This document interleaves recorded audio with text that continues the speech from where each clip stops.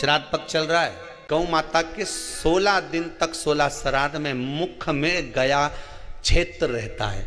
गया जी और ब्रह्म कपाली के पिंड का दान पुण्य अगर कहीं प्राप्त करना है तो गाय के मुख में मिलेगा। गाय के मुख क्यों दी जाता है कौवा को भोजन? श्राद्ध पक्ष में कौवे को भोजन क्यों दिया जाता है? क्यों छत पर ले जाकर रोटी का टुकड़ा डालते हैं? काशी, कांची, अवंतिका, अयोध्या आदि जितने पावन क्षेत्र हैं, जगन्नाथ, द्वारका, रामेश्वरम, बद्री नारायण, जितने जितने पुण्यशाली क्षेत्र हैं, मथुरा आदि जितने, वृंदावन आदि जितने पुण्य क्षेत्र हैं, शिव महापुराण की कथा में, स्कंद पुराण में लिखा है कि जितने पुण्यशाली क्षेत्र हैं, सारे पुण्यशाली क्षेत्र, चाहे चित्रकूट हो, अयोध्या हो, काशी हो, उज्जैनी हो, त्र्यंबकेश्वर हो, जितने पुण्यशाली क्षेत्र हैं, सारे पुण्यशाली क्षेत्र में पिंडदान होता है। बोलो मालूम है कि नहीं आपको? मालूम? सब दूर तर्पण होता है, सभी जगह पिंड होता है, सभी जगह तर्पण होगा, पिंड होगा। तो श्राद्ध पक्ष में तुम इतनी सारी जगह जाकर तर्पण कर सकते हो क्या? जम के बोलिए, नहीं कर सकते। इतनी सारी जगह जाकर पुण्य कर सकते हो क्या? नहीं कर सकते। इतनी सारी जगह जाकर तुम ब्राह्मण को भोजन करा सकते हो क्या? नहीं। इतनी सारी जगह जाकर ना पिंड दे सकते, ना तर्पण कर सकते, ना पुण्य कर सकते। अब ये 16 दिन में इतने तीर्थ कितने, हजारों में तीर्थ, इतने तीर्थ में जाकर कहां पुण्य करोगे, कहां पिंड दोगे? तो उसका एक निर्णय निकाल दिया कि पितरों के देवता आर्यमा कौवे पर बैठते हैं। काय पे बैठते हैं? कौवे पर। तो एक काम करो, जब हम पितरों के देवता आर्यमा कौवे पर बैठकर पितृलोक से 16 दिन जब भ्रमण के लिए निकलते हैं तो घूमते हैं, तो क्यों ना एक काम करें कि कौवे के लिए भोजन छत पे डाल दें। हमारे छत का कौवा जब अन्न का भाग ग्रहण करेगा, पितरों के देवता को बिठाकर जब घूमने के लिए निकलेगा, तो जहां जहां घूमने जाएगा, जब जब बीच में कोई तीर्थ पड़ जाएगा, तो वहां के पिंडदान का फल हमको मिल जाएगा। इसलिए कौवे को भोजन कराया जाता है।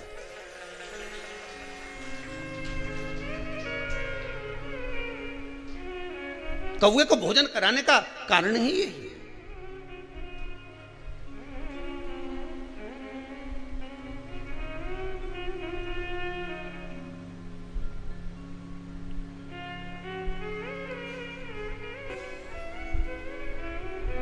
किसी भी नदी में, सरोवर में, कुंड में, बावड़ी में, तालाब में, आप तीर्थ में जाकर जब स्नान करते हैं तो स्नान करने के बाद एक काम का नियम बना लो कि अपने हाथ की अंजलि में जल लेकर अपने पूर्वजों को देना है। प्यासे रहते हैं, भाग मांगते हैं।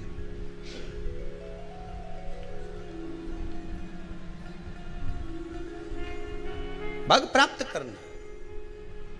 3 वृक्ष पितरों के तुल्य हैं। नैमिषारण्य की कथा में भी कहा था 3 वृक्ष पितरों के तुल्य हैं। पहला पीपल, दूसरा बट वृक्ष, तीसरा बेलपत्र का वृक्ष। ये पितरों के तुल्य हैं। अगर आपको रात्रि में नींद नहीं आ रही है, ऐसा लगता है कि रात्रि को 1 घंटा 1.5 घंटा सोने के बाद कुछ गलत गलत विचार आने लगते हैं, नींद सुबह 3 बजे तक, 4 बजे तक नहीं आती, 4 बजे के बाद फिर नींद आती है, तो एक प्रैक्टिकल जरूर कर कर देखना। एक प्रैक्टिकल करने में क्या जाता है? प्रयास करने में क्या कुछ जाता है क्या? प्रैक्टिकल कर कर देखना कि कहीं सियोर वाला महाराज झूठ तो नहीं बोल रहा, तो प्रैक्टिकल करने में कुछ नहीं जाए। 1 लोटा पानी लो, उसमें थोड़ा सा कच्चा दूध डाल लीजिए। श्राद्ध पक्ष चल रहा है, बेलपत्री का पेड़ या पीपल का पेड़ या बट का पेड़, इन पेड़ के नीचे ले जाकर उस दूध को दोपहर में सुबह 10 बजे से लेकर 12 बजे के बीच में ले जाकर चढ़ा दीजिए। रात्रि को फिर ना आपको प्यास लगेगी, ना भूख लगेगी। नींद एक बार लगी तो सुबह ही खुलेगी। प्रैक्टिकल करने में क्या जाता है? पानी डालने में तुम्हारा कुछ जाएगा? अरे बोलो तो सरी, हमें 10 रुपया का दूध जरूर उसमें, और तुम इतनी चतुर हो, इतना सारा दूध थोड़ी डालोगी, तो 2 चीनी का डालोगे। कहाँ तुम इतना डालने वाली हो है?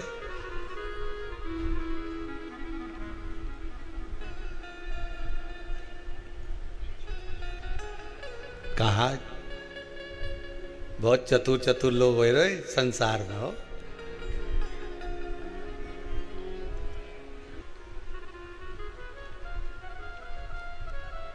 तीन वृक्ष पितरों के तुल्य हैं।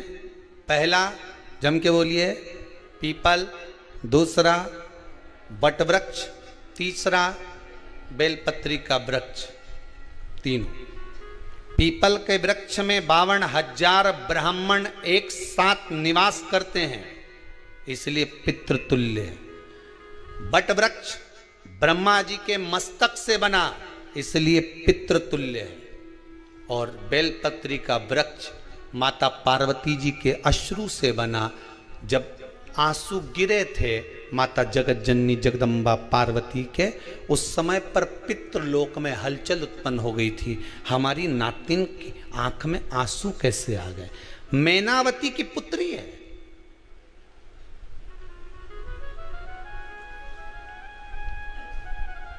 पितरों की नातिन, इसकी अश्रु कैसे गिर गए? पार्वती जी ने कहा ये आंसू नहीं, मेरा पुण्य भाग प्रकट करती हूं बेलपत्री के रूप में। तो पितरों ने वर दिया था कि ये बेलपत्री का वृक्ष हमारा आशीर्वाद है, इसके नीचे अगर कोई दीप लगाता है, शिव को स्पर्श कर चढ़ाता है, उसके पितरों की शांति होगी। हम स्वयं उसको आशीर्वाद देने के लिए पधारेंगे। बेलपत्र का वृक्ष पितृतुल्य।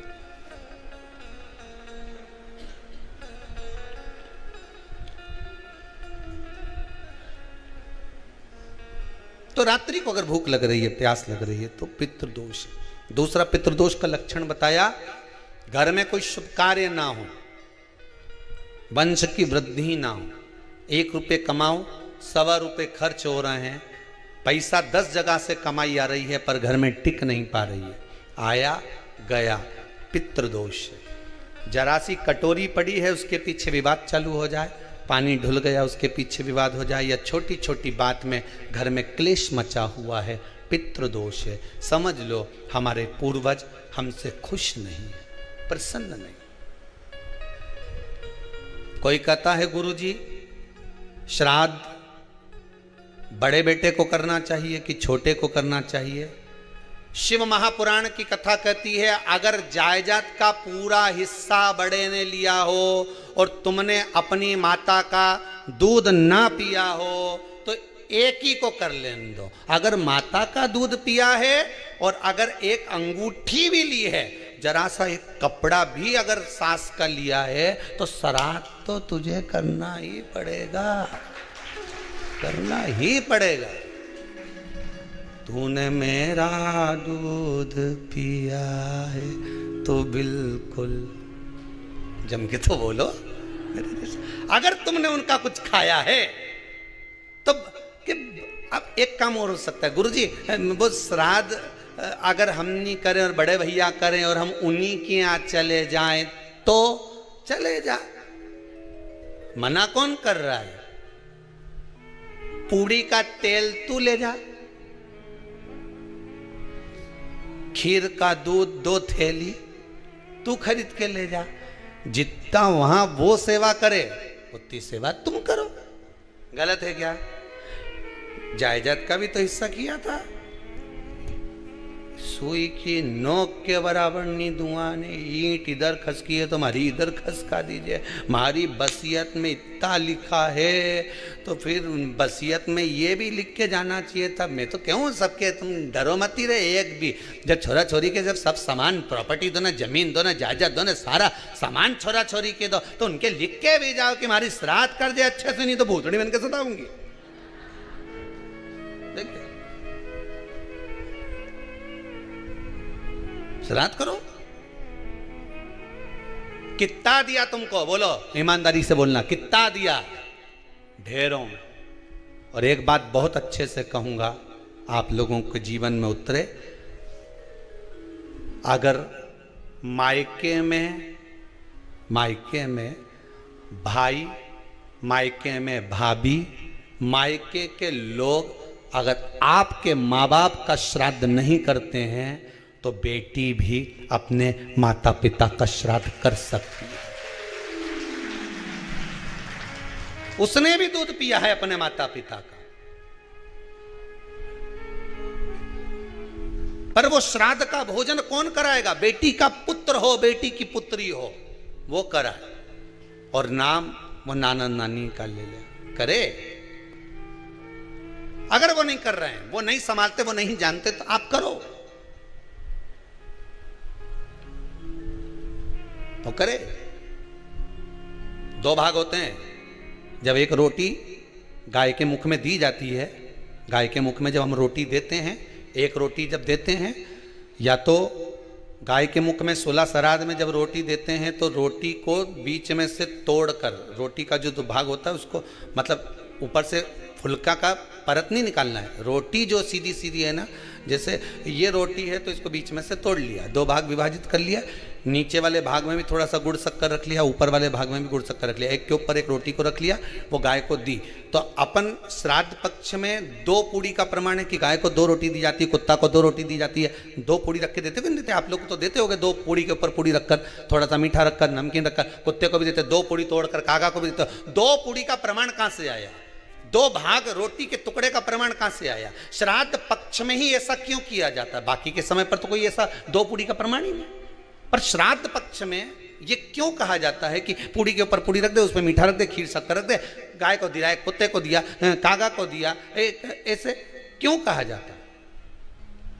उसका कारण क्या होता है? उसका केवल एक कारण है, जो नारी ने भोजन का निर्माण करा है, जो घर की बहू भोजन बनाई है, जो घर की बेटी ने भोजन बनाया है, घर की माता ने भोजन बनाया है। महाराज, पिता पुरुष एक कुल को तारता है, बेटी 2 कुल को तारती है। जब श्राद्ध पक्ष में 2 भाग रोटी के कर गाय को देती है तो 1 भाग तो उसके ससुराल वालों को मिलता है। जी का पिंड होता है तो नाना नानी सबका स्मरण कराया जाता है। 2 भाग।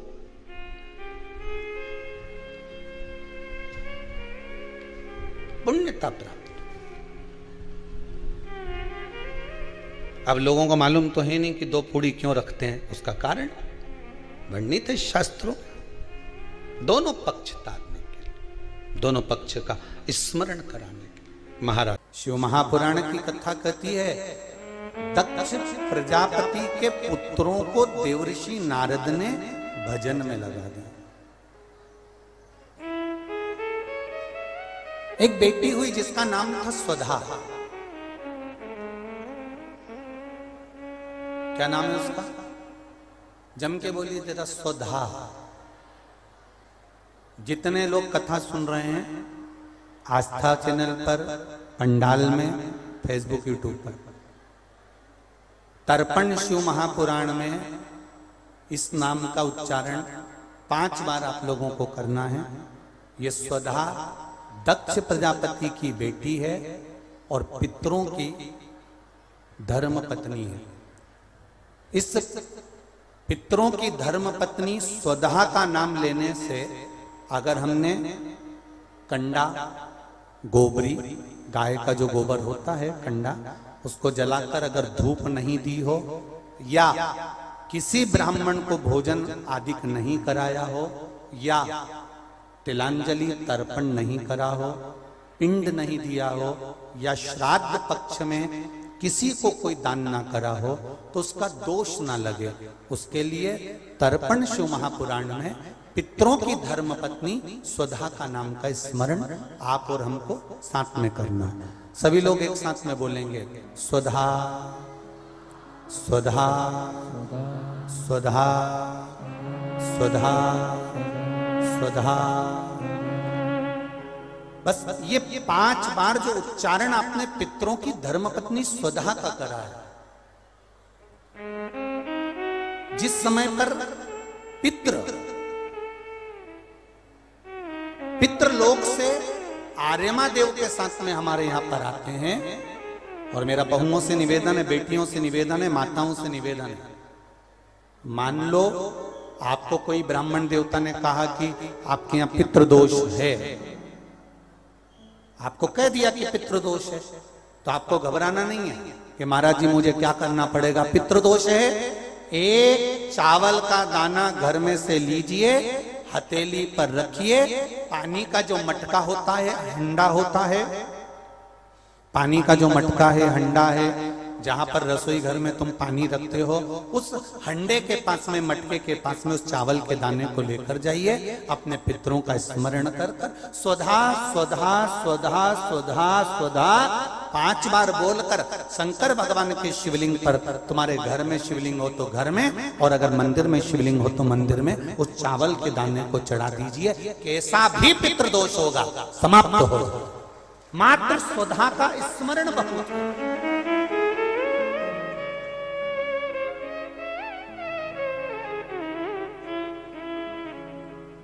हम तो उनसे भी कहेंगे जिनका बार बार एक्सीडेंट होता हो, जो बार बार गिरते पड़ते रहते हो, बार बार एक्सीडेंट होता हो, बार बार उनको चोट लगती हो, बार बार, और उनको भी कहेंगे जिनको सर्दी की बीमारी या दमे की बीमारी या श्वास की बीमारी, उनसे भी कहेंगे कि श्राद्ध पक्ष में एक चावल के दाने का प्रयोग सुधा नाम से अवश्य करें।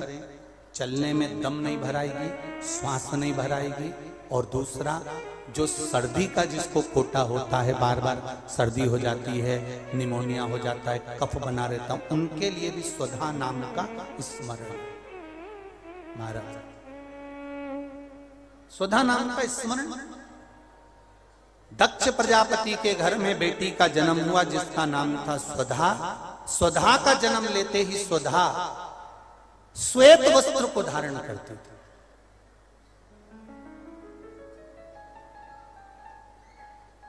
कोई वस्त्र अगर स्वधा पहन रही है तो श्वेत वस्त्र धारण कर रही है।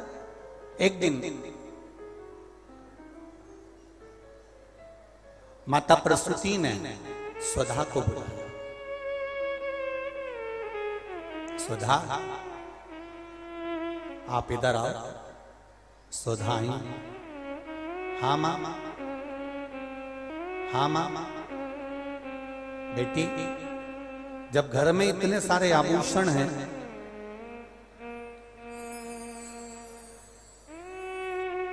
और घर में इतने सारे आभूषण जब रखे हुए हैं, तो तुम उन आभूषणों को धारण क्यों नहीं करते? उन आभूषणों को क्यों नहीं पहनते? घर में इतने सारे वस्त्र रखे हैं, तो तुम उन वस्त्रों को धारण क्यों नहीं करते?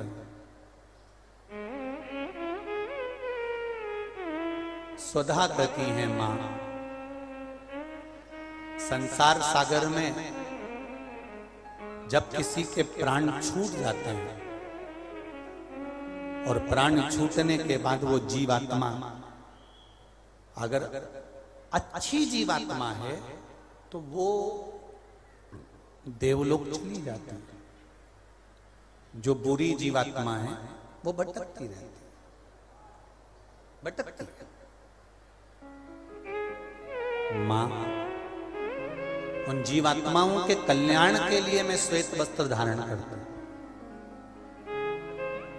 श्वेत वस्त्र, श्वेत चावल का दाना,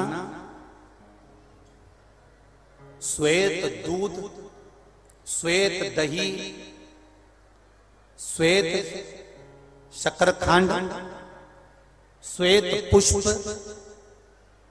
श्वेत जनेऊ, श्वेत वस्त्र, ये मेरे शंकर भगवान को अति प्रिय लगते हैं। उसका कारण है कि उनको पितरों को मुक्ति देना होती है, पितरों को मोक्ष देना होता है। आज एक प्रश्न किसी ने सीहोर ऑफिस में भेजा है कि गुरुजी,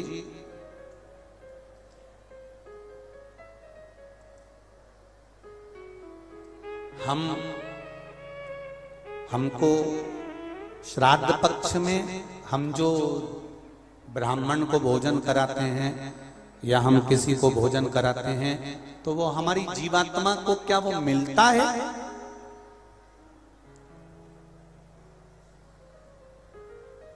क्या विचार है भाई अशोकनगर वालों, बोलो जरा जल्दी से। प्रश्न भेजा है किसी ने?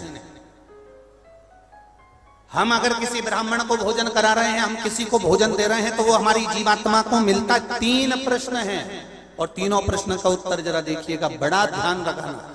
और जिसने प्रश्न करा है उत्तर प्रदेश से, वो ध्यान से सुनना भाई।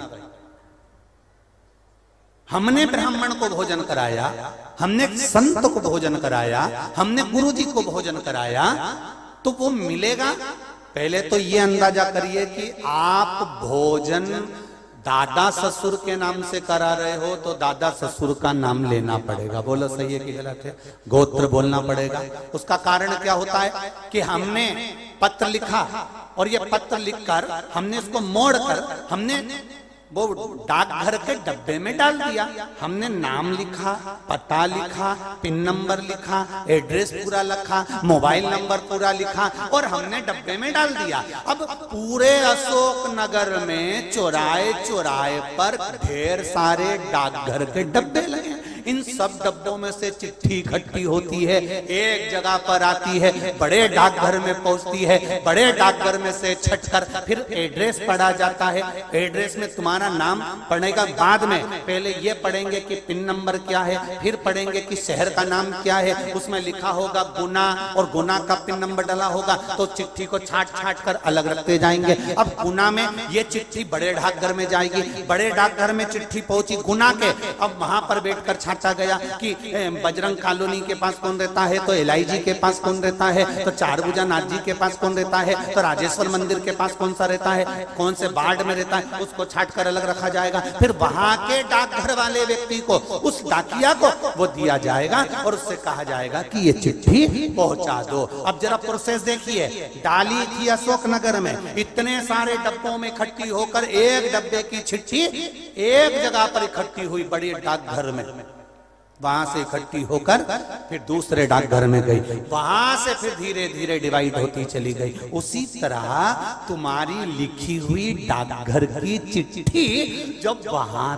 तक मुंबई पूना तक जा रही है और सही जगह नाम और एड्रेस है तो सही जगह पहुंच रही है, उसी तरह अगर श्राद्ध पक्ष में तुमने ब्राह्मण को भोजन कराया है, नाम और गोत्र लेकर कराया है, तो वो उस तक पहुंचता ही है, ये निश्चित है, उस तक पहुंचे।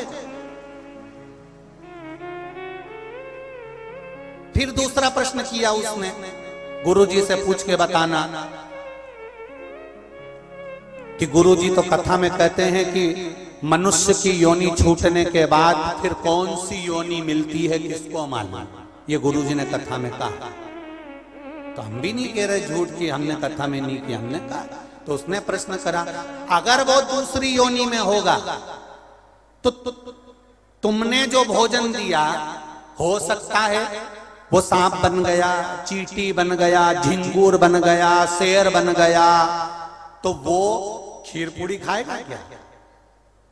और पंडित जी को तो खीर पूड़ी खिलाने का बोलते हैं। फिर जब वो दूसरी योनि में पहुंच गया तो उसको खीर पूड़ी कैसे मिली? पंडित जी से, गुरु जी से पूछ के बताओ।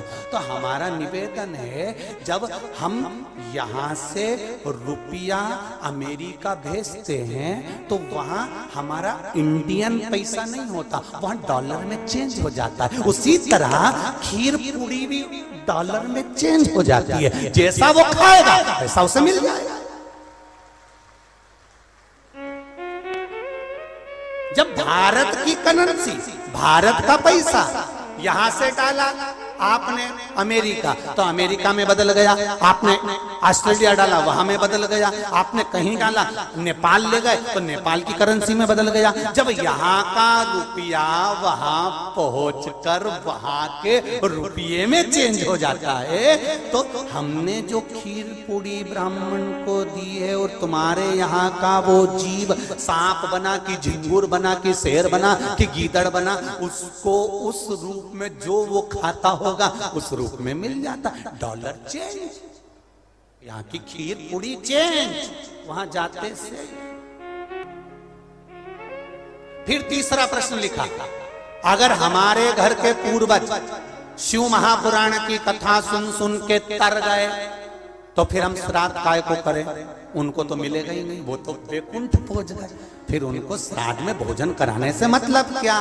तो हमारा इतना सा कहना है, यूपी वालों जो तुमने प्रश्न करा बहुत जोरदार करा रे, तो एक उत्तर और अच्छे से सुन लो कि मान लो तुमने अगर श्राद्ध में भोजन कराया और तुम कह रहे हो उनका तो मोक्ष हो गया शिव पुराण सुनकर, फिर श्राद्ध करने से कौन सा फायदा? तो तुम भोजन कराओ, ये भोजन का फल वहां जाएगा। जैसे तुमने कोई सामान या रुपया मुंबई भेजा तुम्हारे रिश्तेदार किया, और मुंबई में रिश्तेदार का मालूम पड़ा कि उनने घर छोड़ दिया, या वो कहीं चले गए, या वो कहीं समाप्त हो गए, तो वो रुपया, वो सामान तुम्हारा वापिस तुम्हारे पास आ जाएगा। तो तुमने जो पुण्य करा है, अगर उसने नहीं लिया तो वो पुण्य तुम्हारे खाते में वापिस आ जाएगा। इसलिए कि मां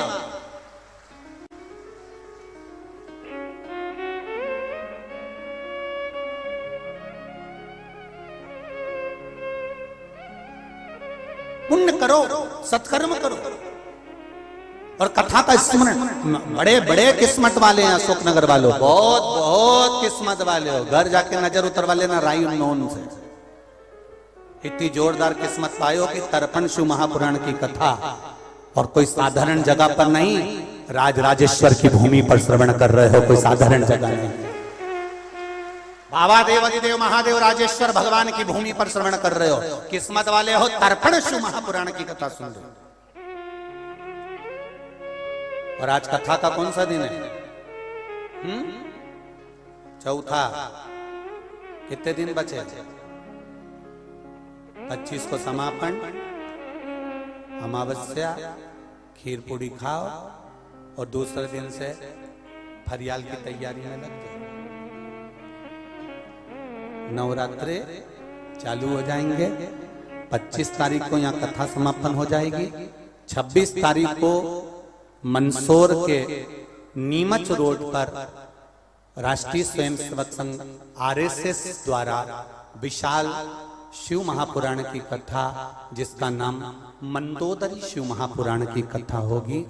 ये मंदोदरी शिव पुराण इसलिए रखी गई है क्योंकि नारी का जीवन बचपन से लेकर जब पति रहता है, सौभाग्यवती रहती है तब तक, और वो वैधव्य जब जीवन आता है तब, और उसकी जब अंत बिंदु आता है तब तक उसका जीवन क्या रहता है? वो कब दुर्गा बन गई, कब कात्यायनी बन गई, कब महागौरी बन गई, कब चंद्रघंटा, कब कुष्मांडा बन गई, उसके जीवन का जो क्रम है, ये मंदोदरी शिव महापुराण की कथा जो 26 तारीख से दोपहर में 2 बजे से 5 बजे तक आस्था चैनल पर आएगी, उस पर श्रवण करेंगे। और 10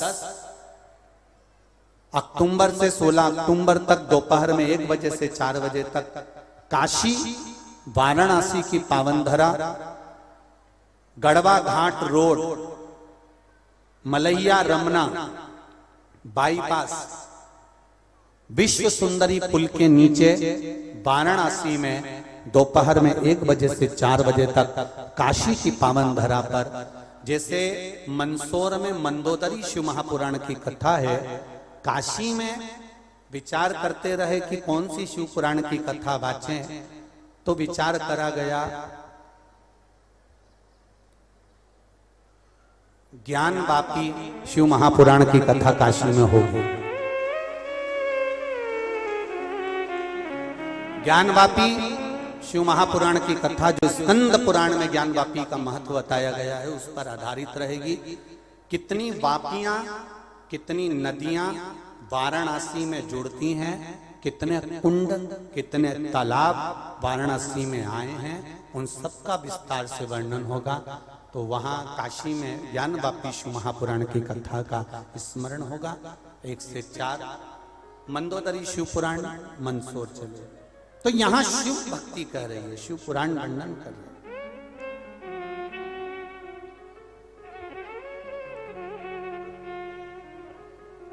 स्वधा अपनी माता से कर रही है, मां मेरे श्वेत वस्त्र से मैं जीवों का कल्याण कर। तो जो प्रश्न करने वाले हैं उनको स्मरण हो कि श्राद्ध में भोजन कराना कितना जरूरी है। अन्न का दान मूल है। फिर एक बार साथ में 5 बार स्वधा का नाम का स्मरण। जितने आस्था चैनल पर बैठे हैं, जितने फेसबुक यूट्यूब पर सुन रहे हैं, सब साथ में बोलेंगे स्वधा स्वधा स्वधा स्वधा स्वधा। ये शिव भक्ति की मूल है।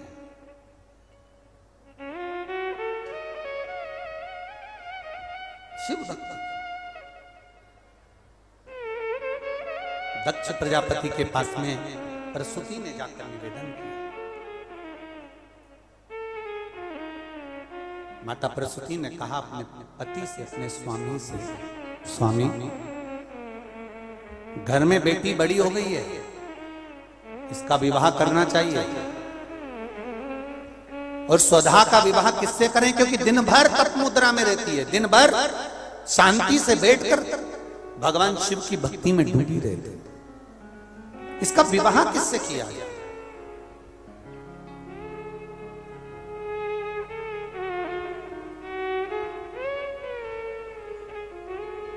बहुत विचित्र जीवन है मनुष्य का, बहुत विचित्र।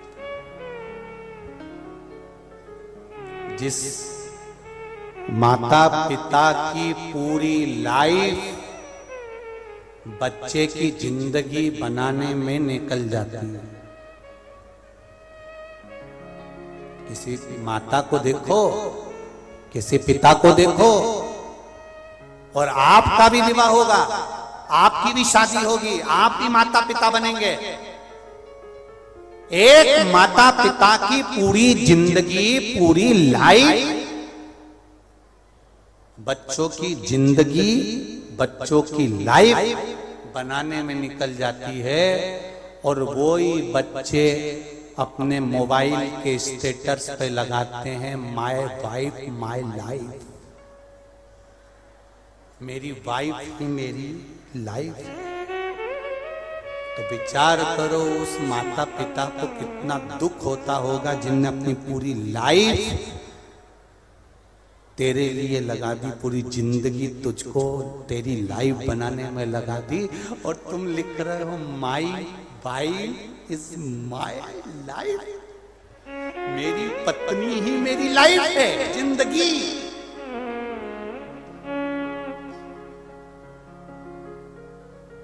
एक सेठ जी भी ऐसे ही कहते थे, मैं मर गया तो मेरे पीछे मेरी पत्नी मर जाएगी, मैं मर गया तो मेरे पीछे मेरे बच्चे मर जाएंगे, मैं मर गया तो मेरे पीछे मेरा परिवार मर जाएगा। तो एक गुरुजी ने आकर कहा, सेठ जी जब देखो जब एक ही बात कहते रहते हो, मैं मर गया तो पत्नी मर जाएगी, मुझे बहुत चाहते, मुझे बहुत चाहते। तो गुरुजी ने कहा एक काम करो, मेरे को देखना है तुम्हारी पत्नी तुम्हारे मरने पे मरती कि नहीं मरती, तो तुम आधे घंटे के लिए मर जाओ। तो उन्होंने कहा गुरुजी ऐसे कोई मरता है क्या? तो गुरुजी ने कहा नहीं ऐसे नहीं मरता, बस ऐसा पानी पीते पीते लुढ़क जाना, मैं डॉक्टर से कहलवा दूंगा कि तू मर गया। मुझे तो देखना है तेरी पत्नी और तेरे बच्चे तेरे पीछे कितने मरते हैं, बस वो देखना। अरे गुरुजी अगर मुझे कुछ हो गया, मेरी पत्नी और बच्चे मर गए, तो जवाबदारी किसकी होगी? गुरुजी बोले मेरी जवाबदारी होगी, तू तो लुढ़क ले, पानी पीने लुढ़क जा। अगर मेरे पत्नी और बच्चों को कुछ हो गया तो गुरुजी बोले मैं देख लूंगा, तू बस लुढ़क, तू तो लुढ़क। और कुछ हो, मैं बोल रहा हूं ना पानी पी के लुढ़क, मुझे देखना है कि तेरे पत्नी और बच्चे मरते कि नहीं मरते। इतने में और सेठ जी ने पानी पिया और लुढ़क गए, और लुढ़के और लुढ़कते से पत्नी धाड़ धाड़ के रोने लगी। डॉक्टर को बुलाया गया, गुरुजी ने कह दिया डॉक्टर साहब बस एक आधा घंटा के लिए कह दो मर गया। तो डॉक्टर ने भी कह दिया नब्ज देखते ही कि ये तो निपटी गया। सीताराम हो गया। पत्नी रोई धाड़ के, बेटा रोया, बच्चे रोए, खूब चिल्ला चिल्ला के रोए, पत्नी धाड़ धाड़ के रोई, खूब रोई। इतने में सेठ जी मर गए। गुरुजी ने पूछा सेठानी क्यों रो रही हो? सेठानी आंख में आंसू भर भर के रोते बोली एक बार तो मुझे कहते, एक बार तो कहते। मुझे छोड़कर चले गए। गुरुजी मुझे छोड़कर चले गए। तो गुरुजी बोले, सेठानी तू इतना रो रही, मुझसे सहन नहीं हो रहा। मेरे पास में एक बूटी रखी है, इस बूटी को तू खा ले। तू खाएगी तू मर जाएगी, सेठ जी जिंदा हो जाएंगे। इतने में सेठानी रोती रोती बोली, इनकी तो उम्र हो गई थी।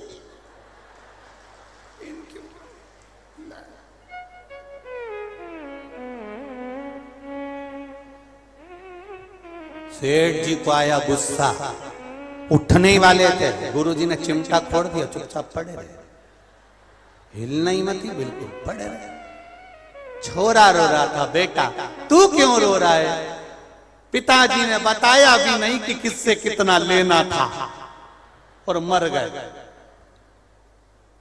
ले ये बूटी तू खा ले, तू खाएगा तू मर जाएगा, तेरा पिता जिंदा हो जाएगा। छोरा रोते रोते बोला, पिताजी परसों कह रहे थे कि अब दुकान तुझे ही संभालना, सारी प्रॉपर्टी तेरी। छोटा सा बच्चा रो रहा था, तू क्यों रो रहा है? मेरा दादाजी मर गया। तो मर गया तो अब मुझे कुरकुरा कौन दिलाएगा, अब मुझे टॉफी कौन दिलाएगा? इतने में गुरुजी ने कहा, ले ये बूटी तू खा ले, तू खाएगा तू मर जाएगा, तेरा दादाजी जिंदा हो जाएगा। इतने में छोरा रोते रोते बोला, गुरुजी तुम्हारे कोई आगे नहीं, तुम्हारे कोई पीछे नहीं, तुम नहीं खा लो।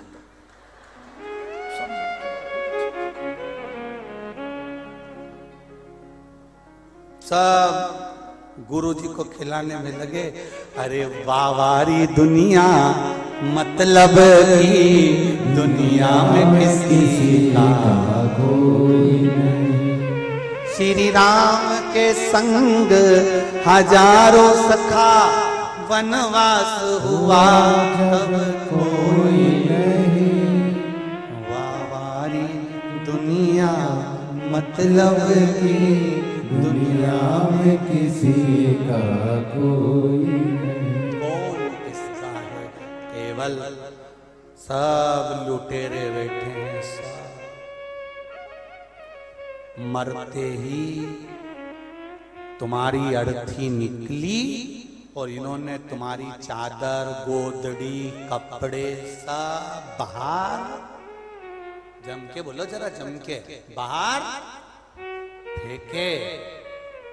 छोटा बच्चा पूछेगा, मम्मी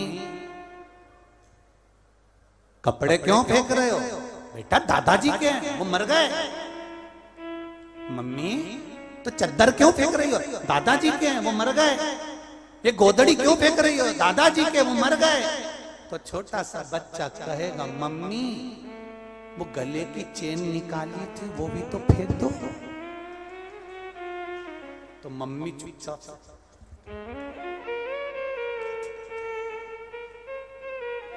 सोने की चेन, दादाजी की अंगूठी, ये नहीं फेंकेंगे, केवल जो कपड़े पहने थे वो फेंकेंगे।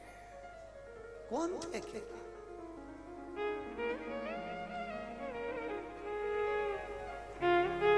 सावधान हो जाओ अशोकनगर वालों, जितने साथ में रह रहे सब चोटे हैं, कोई कम नहीं है। सावधान, कोई तुम्हारा समय चुराएगा, कोई तुम्हारा धन चुराएगा, कोई तुम्हारा व्यवहार चुराएगा, कोई तुम्हारे लिए कुछ कहेगा। जिंदगी ऐसे ही निकलती चली जाएगी और कब दिन पूरे हो जाएंगे मालूम नहीं पड़ेगा। स्वधा चिंता में पड़ी है, इन जीवों का क्या होगा? दक्ष प्रजापति ने विचार करा कि मेरी बेटी का विवाह मैं अच्छी जगह कर देता हूँ। बेटी अगर इन जीवों के कल्याण की बात करती है तो बेटी के लिए वर भी वो ढूंढूंगा जो जीवों का उद्धार करने वाला। बेटी पढ़ी लिखी है, उससे दुगना पढ़ा लिखा उसका लड़का होना चाहिए, वर होना चाहिए। बेटी ज्ञानवान है, उससे दुगना ज्ञानवान उसका वर होना चाहिए। माता सीता ने 4 वर्ष की अवस्था में धनुष को उठाया था उल्टे हाथ से, तो जनक जी ने संकल्प ले लिया था कि सीता का विवाह उसी से करूंगा जो धनुष को उठाएगा, चढ़ाएगा, तोड़ देगा। राम जी ने धनुष को उठाया, चढ़ाया, तोड़ दिया तो सीता जी के मन में भाव उत्पन्न हो गया, पिताजी मेरे लिए धनुष यज्ञ क्यों रखा? तो जनक जी ने कहा कि तूने उल्टे हाथ से धनुष को उठाया था 4 वर्ष की आयु में, तो तेरा पति वो होना चाहिए जो इस धनुष को तोड़ दे। तो जाने विद्वान है बेटी, तो उससे दुगना विद्वान उसका पति होना चाहिए, दुगना विद्वान। खूब पढ़ाओ बेटियों को, खूब पढ़ाओ बेटों को, विद्या में कोई कमी मत छोड़ो। मेरा केवल इतना सा निवेदन है, बेटियां एक बात का स्मरण रखे कि तुम्हारे पिता तुम्हें पढ़ाने में कमी नहीं लाएंगे, तुम्हारे पिता तुम्हें कपड़े पहनाने में कमी नहीं लाएंगे, तुम्हारे पिता तुम्हें बड़े शहर में विद्याधन कराने में कमी नहीं लाएंगे। तो बेटियों से निवेदन है, तुम भी अपने पिता के मस्तक को झुकने मत देना, जहां तुम्हारा पिता चाहे शादी वहीं करना। किसी एरे गेरे नत्थु खेरे के चक्कर में मत पड़ जाना री जीजियों। मेरा बेटियों से निवेदन है, केवल एक बेटी होती है ऐसी जो अपने पिता को काल के मुंह से छुड़ा लाती है। पहले भी कथा में कहा 4 तरह का भोजन बेकार होता है। पहले नंबर का भोजन, जिस भोजन की थाली को कोई लांग कर चले गया वो नाली में पड़े हुए कीचड़ के बराबर होता है। ऐसा भोजन नहीं करना चाहिए जो कोई लांग कर चले गया। दूसरा भोजन, जिस भोजन की थाली में ठोकर लग जाए वो भ्रष्टा के बराबर, गंदगी के बराबर होता है। जिसमें ठोकर लग गई और खा लिया वो भ्रष्टा के बराबर है। तीसरे नंबर का भोजन, जिस भोजन की थाली में बाल पड़ा हो, केश पड़ा हो, वो दरिद्रता प्रदान करता है।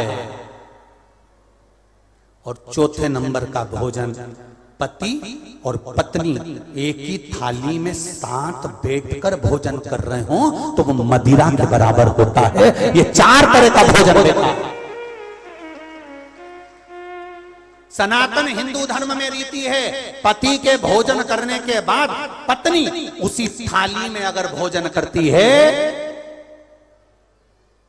तो पति की अकाल मौत का स्मरण नहीं होता और नारी का अखंड सौभाग्य होता है और 4 धाम के प्रसाद के बराबर वो महाप्रसाद होता है। पति के जीवने के बाद पत्नी अगर उसी थाली में भोजन कर रही है, और हमारा निवेदन है पति की थाली में अगर भोजन नहीं करना है तो निवेदन है एक थाली में भोजन साथ बैठकर मत करो, 2 थाली लगा लो, अलग अलग लगा लो। साथ बैठ के भोजन करते हो मना नहीं है, आप आराम से करो, पर एक थाली में दोनों साथ बैठकर खाते हैं तो वो मदिरा के तुल्य होता है। तुम देखना बफेट में जब पति पत्नी एक ही थाली में खाते हैं ना तो घर के बड़े भी खड़े रहते हैं तो इनको शुद्ध नहीं रहता, क्योंकि ये मदिरा के नशे में रहते हैं। स्नेह का प्यार का नशा ऐसा होता है, आग लगन दो अपन तो चरो, तो खाओ।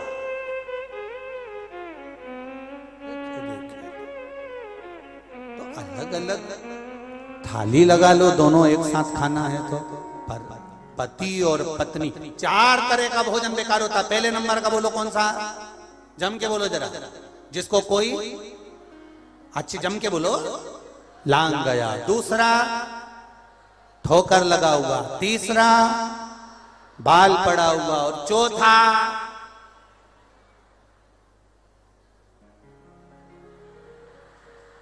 कितनी चतुर बैठी है रे राम,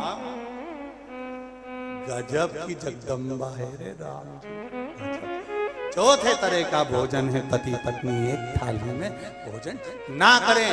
और एक बात और स्मरण में रहे, पिता की थाली में बेटी जब तक कुंवारी रहे अपने पापा के साथ, अपने पिता के साथ, अपने बाबुल के साथ बैठकर रोज रोटी खाए, उस बाप की अकाल मौत नहीं होती है, बड़ा रोग नहीं आता है, बीमारी नहीं आती। बेटी काल का हरण कर लेती।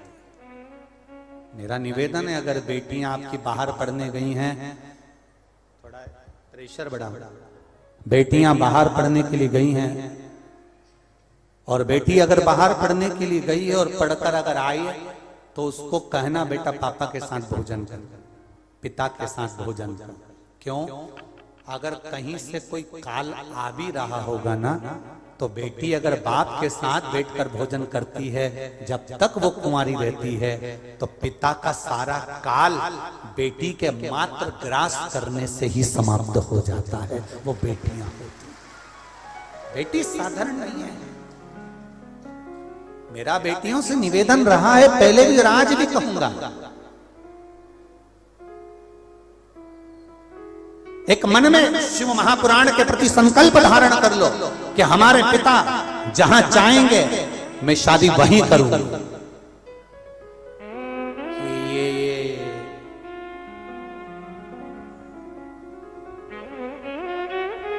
बहुत सारे दिखते हैं, 100 रुपए का पेट्रोल गाड़ी में डलवाएंगे और भूर भूर करके तुम्हारे सामने आएंगे। गाड़ी भी दूसरे की और पेट्रोल भी दूसरे का।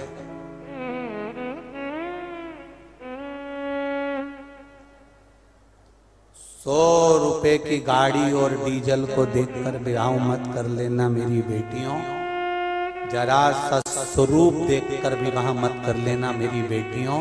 तुम्हारे पिता ने कितना विश्वास करा है तुम पर, जो तुम्हें पढ़ने के लिए बाहर भेजा है। दूसरे धर्म में दूसरे जगह पर विवाह नहीं करना, दूसरे धर्म में नहीं जाना, सनातन धर्म के अंतर्गत ही विवाह करूंगी, जहां पर 33 कोटि देवी देवताओं को प्रणाम करा जाता है, जहां पर सनातन धर्म में भगवान के वेद और पुराणों का स्मरण करा जाता है। दूसरे धर्म में नहीं जाऊंगा। मुझे शिव भक्ति का स्मरण मेरे जीवन में है। शिव भक्ति का नहीं करता, करो, खूब पढ़ो, खूब पढ़ो, जितना दिल से पढ़ सकती हो उतना पढ़ो। और बेटों से भी निवेदन है, दिल से पढ़ो। बाबू, आपके माता पिता की जिंदगी हो, आप खुशियां हो, आप खूब पढ़ो। पर गरुड़ पुराण में लिखा है, बेटी के बाप, बेटी का बाप अगर बेटी का कन्यादान नहीं करता है तो उस बाप को 94 नरकों का भोग भोगना पड़ता है। केवल एक बेटी होती है जो बाप को सीधे स्वर्ग भेज सकती है कन्यादान करवा कर। और कन्यादान तभी होगा जब आप अपने पिता के अनुकूल विवाह करोगी। जब आप अपने अनुकूल करोगी तो ना कन्या ना दान, फिर तो अदालत और तुम जाओ करो, जाओ।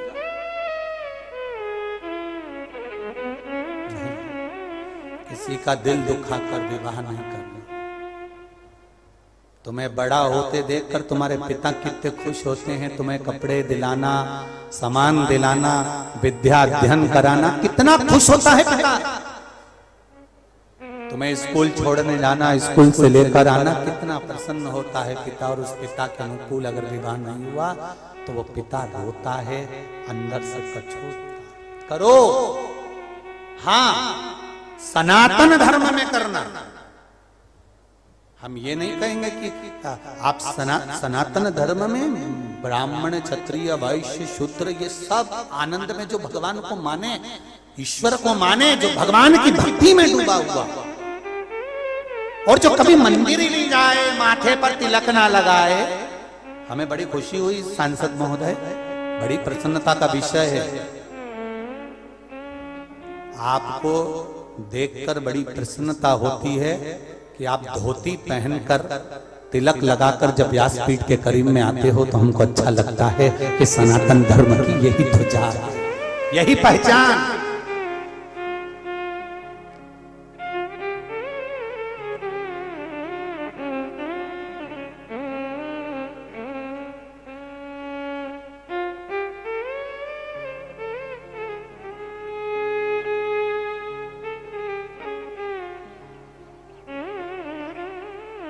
ये पहचान है सनातन धर्म की। हरिचंदन है इस देश की माटी, तपोभूमि हर ग्राम है, हर बाला देवी की प्रतिमा बच्चा बच्चा राम है। जिसके सैनिक समर भूमि पर गाया करते गीताएं, उसी माटी के हल्के नीचे खेली करती सीता है। ये कोई साधारण सी धरा, वसुंधरा हमारी साधारण नहीं है।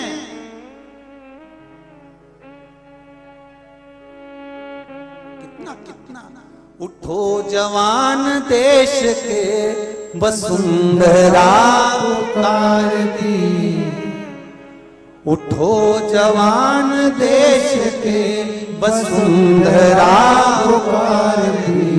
ये देश है पुकारता पुकारती माँ भारती, ये देश है पुकारता पुकारती है भारती, ये देश है पुकारता पुकारती माँ भारती, ये देश है पुकारता पुकारती है भारती।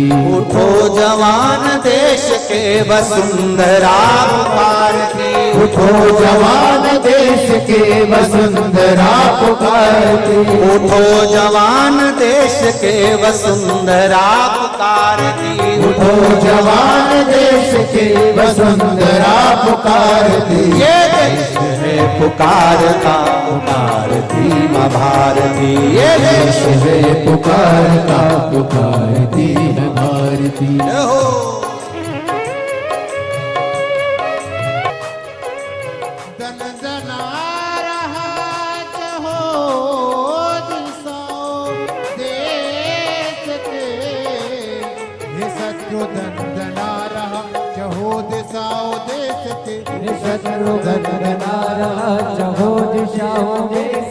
बता बता रहे हमें किरण किरण विदेश के, बता बता रहे हमें किरण किरण विदेश के, बता बता रहे हमें किरण किरण विदेश के, बता बता रहे हमें किरण किरण विदेश में। तो चल पड़ा तो चल पड़े, तो चल पड़ा तो चल पड़े के साथ तेरे भारती। ये देश है पुकारता पुकारती माँ भारती, ये देश है पुकारता पुकारती है भारती।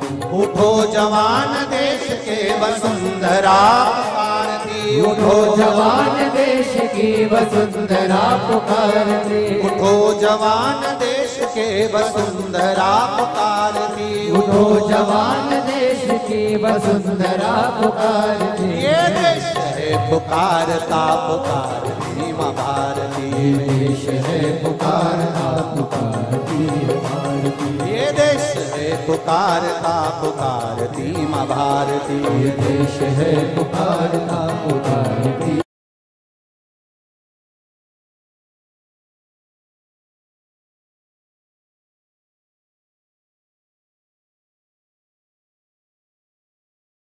भारती ये देश है पुकारता पुकारती माँ भारती, देश है पुकारता पुकारती माँ भारती, देश है पुकारता पुकारती माँ भारती, देश है पुकारता पुकारती माँ भारती। बोल भारत माता की हर हर सत्य सनातन धर्म की महाराज। मूल मंत्र का जाप सभी लोग करेंगे अपने पितरों को, अपने पूर्वजों के उद्धार के लिए अपनी जगह पर बैठकर बड़े आनंद के साथ श्री शिवाय नमस्तुभ्यं, श्री शिवाय नमस्तुभ्यं, श्री शिवाय नमस्तुभ्यं, श्री शिवाय नमस्तुभ्यं, श्री शिवाय नमस्तुभ्यं। भोला सब दुख काटो ओ भोला सब दुख काटो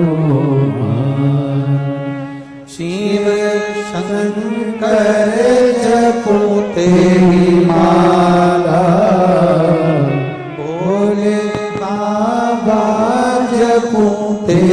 मारा, भोला सब दुख का तो मारा, ओ भोला सब दुख का तो मारा। घर में बच्चा जन्म लेता है, घर में अगर बच्चा जन्म लेता है तो 8 दिन 10 दिन भगवान को छूते हो? जम के बोलो जरा, भगवान को छूते हो? बच्चा जन्म लेता है तो हमारे यहाँ सुआ लग जाता है, कोई मरता है तो सूतक लग जाती है कि इतने दिन तक आप भगवान को नहीं छुएंगे, इतने दिन तक आप भगवान को स्पर्श नहीं करेंगे, इतने दिन तक आप अच्छे कार्य नहीं करेंगे। कोई मरा तो सूतक लग गई, घर में बच्चे ने जन्म लिया तो सुआ लग गया कि अब 8 दिन 10 दिन 5 दिन हम भगवान को नहीं छुएंगे, हम भगवान की पूजन नहीं करेंगे। क्यों? क्योंकि हमारे यहाँ बच्चे ने जन्म ले लिया। अगर बच्चा जन्म लेता है तो 8 दिन 10 दिन तक लोग भगवान को नहीं छूते, तो भगवान भी तो यही कहता है कि तेरे भीतर रोज काम, रोज लोभ, रोज वासना, रोज आसक्ति, रोज तृष्णा जन्म लेती है, तो मैं तुझे छूऊं कैसे? और जब तक मैं छूऊंगा नहीं तब तक तेरा कल्याण होगा नहीं। तू अहंकार छोड़ दे, तू क्रोध छोड़ दे, तू लोभ छोड़ दे, तू वासना छोड़ दे, तू तृष्णा छोड़ दे, काम होगा। एक छोटी सी नौकरी नहीं लगती तो मन उतर जाता है। तो इंटरव्यू देने गए और आ गए, मन एक पत्र आया, देखिए पत्र वापिस दे। अभी ज्यादा पढ़े नहीं है, पूरे यहां रखे हो, 2-4 पढ़े हैं, जो पढ़े हैं वो उतार।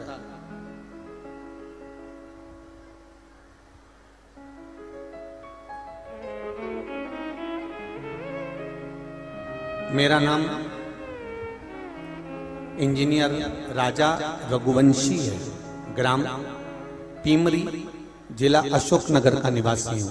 कहीं बैठे हैं तो हाथ हिलाइएगा, कहीं बैठे हो तो हाथ हिलाइएगा। महाराज राजा रघुवंशी,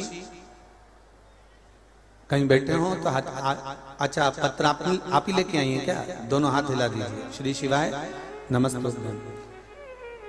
राजा रघुवंशी है, ग्राम पीमरी, जिला अशोकनगर का निवासी हूँ। गुरुजी, मैं क्या बखान करूं एक लोटे जल का। मेरी माताजी कभी शिव मंदिर नहीं जाती थी। उनने उनकी आपकी कथा सुनना शुरू किया पिछले साल। वो जवाब आपने अभिषेक करवाया था, हमने बाबा का अभिषेक अपने घर पर किया, विधि विधान से किया, और उसी दिन मेरा जॉब का लेटर बाबा की कृपा से आ गया। जिस लेटर का मुझे बहुत दिन से इंतजार था, मेरी सर्विस का, वो लेटर जिस दिन मैंने अभिषेक करा बाबा का, उसी दिन प्राप्त हो गया। ये शिव कृपा। गुरुदेव, पहले जॉब के लिए बहुत भटका और मैं घर में अकेला हूँ। मैं अपनी मम्मी पापा जी को अकेला छोड़कर बाहर नहीं जाना चाहता था। नौकरी मिलने में बहुत परेशानी हो रही थी। बाबा की कृपा से मैं रोज बाबा से विनती करता था, बाबा बहुत दूर जॉब लगा है, अशोकनगर में लग जाए तो अच्छा है। बाबा से विनती कर कर 1 लोटा जल चढ़ाने लगा और 1 बेलपत्री बाबा को चढ़ाने लगा।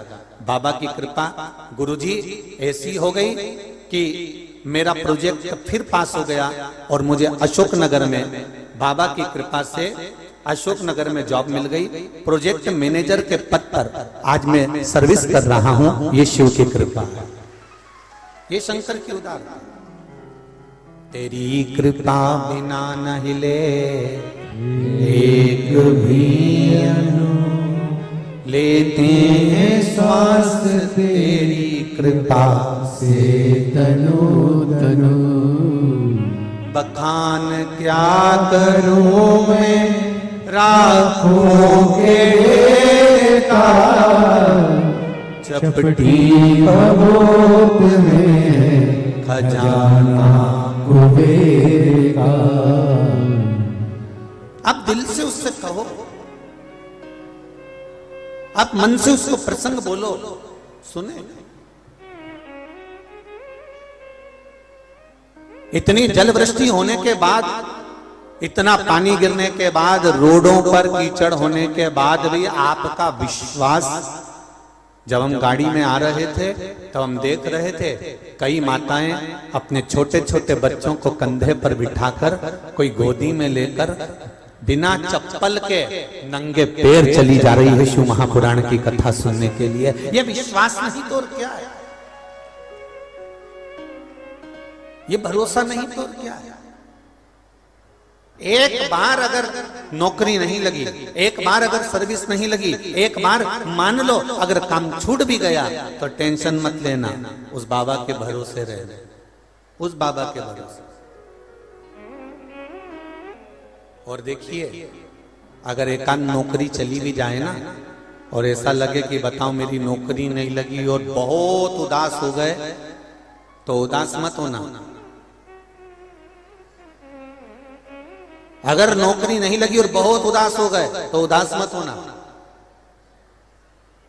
अशोकनगर के सांसद महोदय को देख लेंगे, मैं दिल से कहूंगा, विधानसभा का चुनाव लड़ा और भले उसको बाबा ने जिताया ना जिताया उनके हाथ में, पर थोड़ा सा अगर मन कमजोर भी हुआ होगा तो शिव की भक्ति किसको कहते हैं, उस शंकर के भरोसे रहे तो बाबा ने कहा विधायक नहीं सांसद बना देता हूं। ले ये भक्ति है महाराज।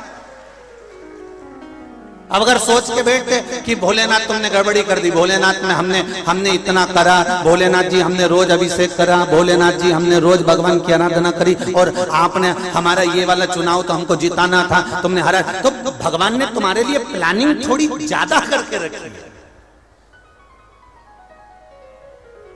हम परमात्मा से थोड़ा मांगते हैं और भगवान कहता है ले, ये ले जा।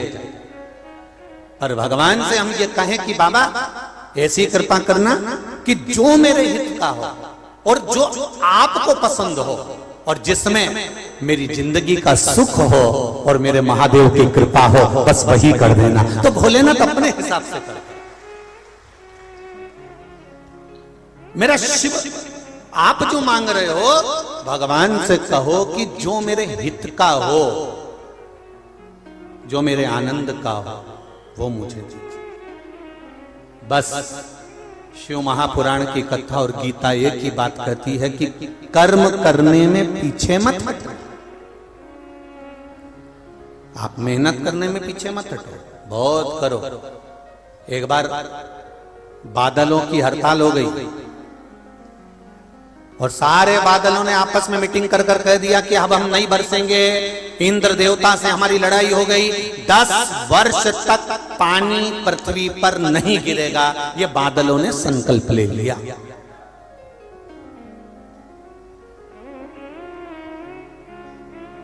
दस वर्ष तक पानी नहीं गिरेगा, बादलों ने संकल्प ले लिया। इंद्र से कह दिया पानी गिरना बंद, 10 साल पृथ्वी पर पानी नहीं गिरेगा।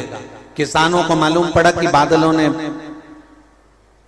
हड़ताल कर दी है और पानी गिरना बंद हो गया है, तो सारे के सारे किसानों ने अपने अपने हल, बखर, मशीन, मोटर सब निकाल के अपने घर में रख लिया।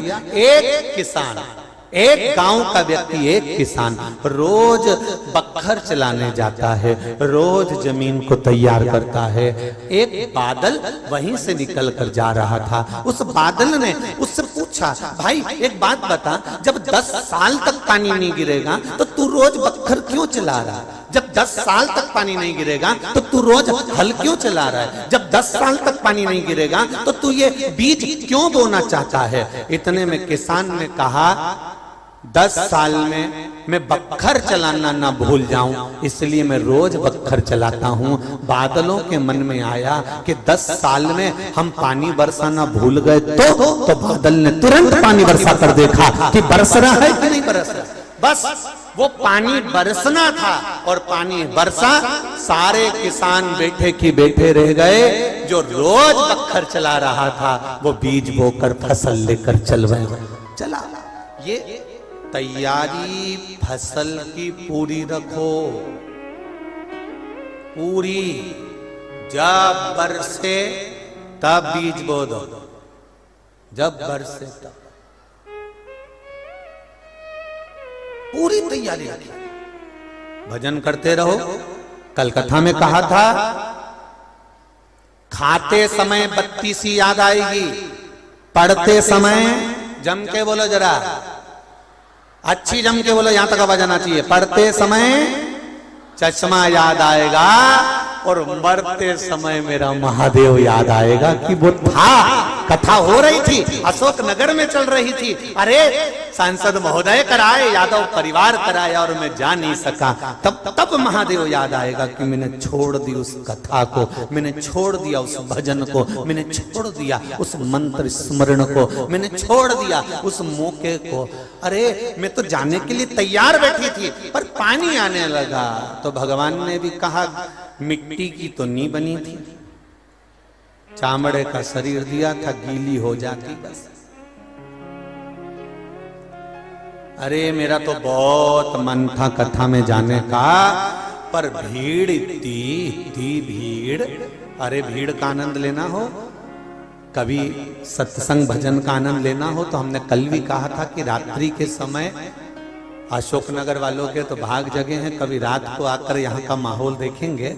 और जो भजन कल हमारे श्री कृष्णपाल जी यादव सांसद जी के असिस्टेंट ने रात्रि को जब ये कथा सुनी कि रात को यहाँ भजन कीर्तन हो, तो उसने कहा अपन चले ही सरे, आज महाराज का विचार करें कि यहाँ होता क्या। तो वो रात को 12:30 पौने 1 बजे आए और 12:30 पौने 1 बजे आके उनने वीडियो बनाई। मैं कहूंगा आस्था चैनल वालों से वो वीडियो आप आस्था चैनल पर भी दिखाएं कि रात को 12-1 बजे यहाँ हो क्या रहा था। वो वीडियो आप देखिए कि 12:30-1 बजे कितना भजन और कितनी उत्सुकता से नाच नाच कर, गा गा कर, कीर्तन का स्मरण कर कर। और भजन वही तेरे खूब ये रात्रि को 12 बजे, 1 बजे, 2 बजे, 3 बजे, 3:30 बजे, आप जितनी बजे आएंगे यहाँ शिव महापुराण में जितने भक्त आए हैं वो किसी ना किसी रूप में भगवान के भजन को गाते ही मिलेंगे, स्मरण करते ही मिलेंगे, क्योंकि ये मौका फिर आना नहीं, बड़ी मुश्किल से मिला, बड़ी मुश्किल। भक्ति भक्ति होती और हो नर कपड़न से डरते और नरकपड़न से नहीं। जिसको भगवान को प्रणाम करते समय कपड़े की किरीच दिख रही हो, भगवान को प्रणाम करते समय कपड़ा मत देखना कि ये दंडवत करने में, प्रणाम करने में कपड़ा गंदा हो जाएगा। नर कपड़न से डरते है और नरक पड़न से नाए। आज कपड़े से डर लग रहा है कि कपड़ा प्रणाम करने में गंदा हो जाएगा, तो उस समय का भी ध्यान करना। यदि आज कपड़ा प्रणाम करने में गंदा हो गया तो अंत समय गंदा नहीं होगा, ये निश्चित है। अंत समय गंदा नहीं हो सकता।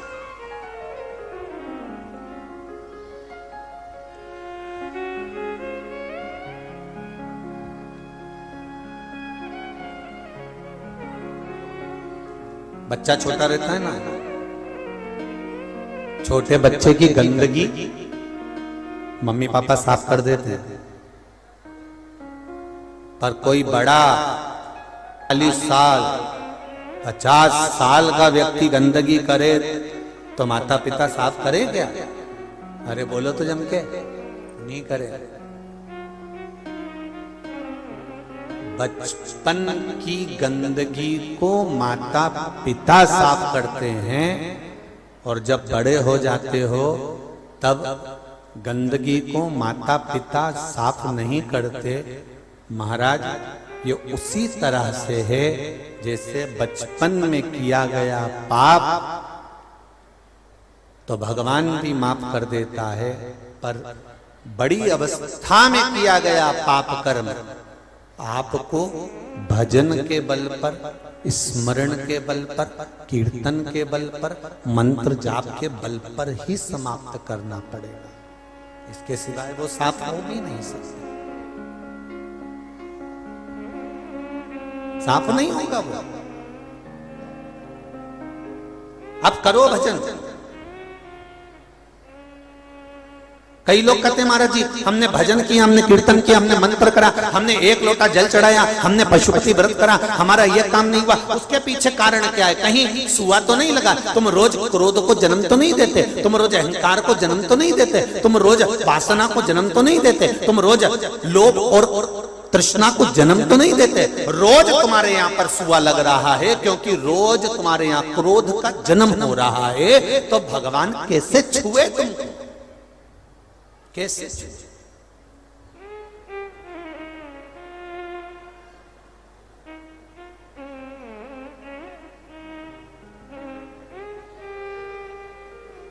दक्ष प्रजापति को ब्रह्मा जी ने अपने हृदय से प्रकट किया।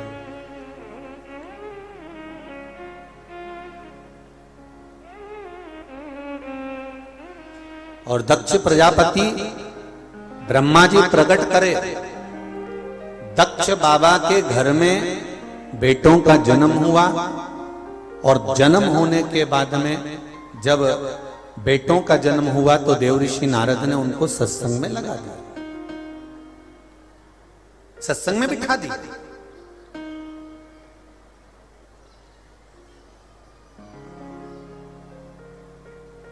अब जरा विचार करिएगा, देवऋषि नारद ने दक्ष प्रजापति के पुत्रों को सत्संग में बिठा दिया, ले जाकर लगा दिया। अब वो सत्संग में बैठ गए, सत्संग में लग गए। अब वो चिंता मुक्त हो गए, अब उनको चिंता नहीं है।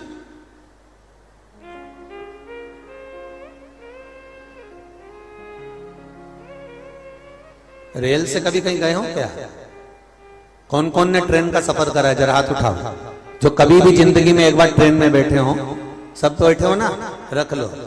ट्रेन का सफर करने वाला व्यक्ति एक बात का अंदाजा लगा कर रखना, रेलवे स्टेशन पर खड़ा है, टिकट उसके हाथ में रखा है और ट्रेन का इंतजार कर रहा है। उसकी बेचैनी देखिए, कितनी देर में आएगी, कब आएगी, बहुत देर हो गई, आज तो ट्रेन लेट हो गई, बता रहे हैं कि आधा घंटा लेट आएगी। अब बेचैनी देखिए, उसकी चिंता देखिए। सामान, बैग, पत्नी, बच्चे, कुटुंब, कबीला सब साथ में है, खाने का सामान भी साथ में है, पानी की बोतल भी साथ में है। इसके बाद भी उसकी बेचैनी देखिए, आई नहीं, अभी तक आई नहीं, और आएगी तो भीड़ रहेगी कि नहीं रहेगी, कितनी भीड़ रहेगी, कैसा होगा, क्या होगा, उसकी चिंता बढ़ती चली जा रही है। जब तक ट्रेन नहीं आती उसकी बेचैनी, उसकी चिंता बनी रहती है। और कब आएगी, सामने आई और बोगी यहाँ आएगी, डब्बा यहाँ आएगा कि वहां आएगा, और डब्बा पीछे लगा, बोगी पीछे लगी कि आगे लगी, ना जाने कहां लगी। चिंता बढ़ती चली जा रही है, चिंता बढ़ती चली जा रही है। खाने का सामान है, खाने में मन नहीं लग रहा, पानी रखा है, पीने में मन नहीं लग रहा, परिवार बच्चा सब साथ में है और ट्रेन का इंतजार है।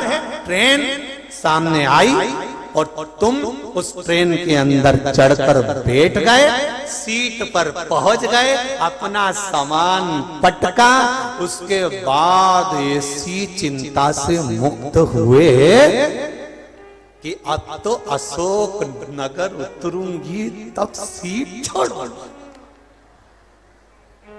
चिंता से मुक्त, सामान सीट पर पड़ा है, तुम्हारा ध्यान सब दूर से हट गया।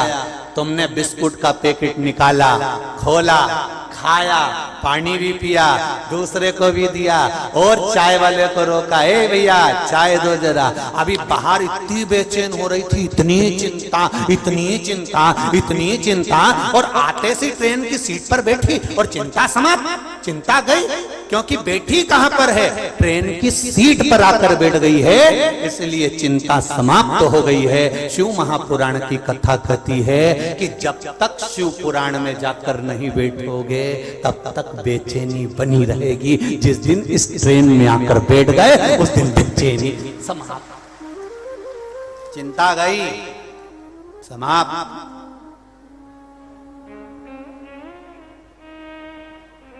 एक बार भगवान की कथा में, एक बार इस भक्ति की कथा में, एक बार शिव महापुराण की ट्रेन में, एक बार भगवान की भक्ति में आकर बैठो, चिंता से मुक्त हो जाओगे, चिंता छूट जाएगी।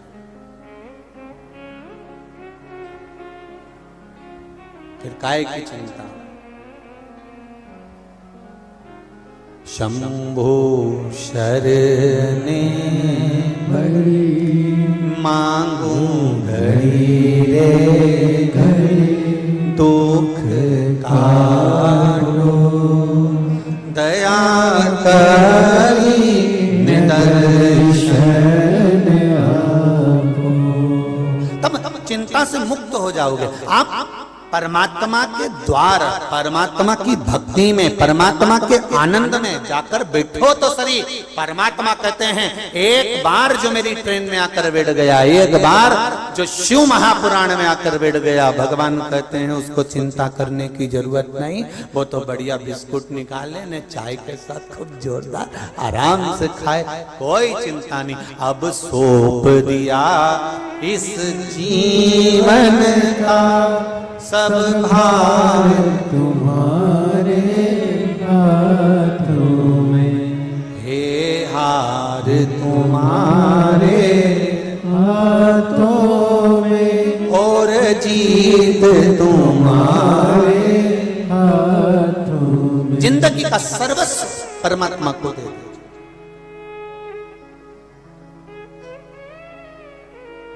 एक भोला कैलाश में और एक भोला मेरे विश्वास में है, ये निश्चित है, ये निश्चित है। एक कैलाश में भोला है तो एक विश्वास में भोला है। आप विश्वास करेंगे, एक लोटा जल शिव जी को समर्पित कर रहे हैं, एक बेलपत्र बाबा देवाधिदेव महादेव को चढ़ा रहे हैं, तो आपका विश्वास दृढ़ है तो बाबा देगा जरूर, ये निश्चित है, पक्का।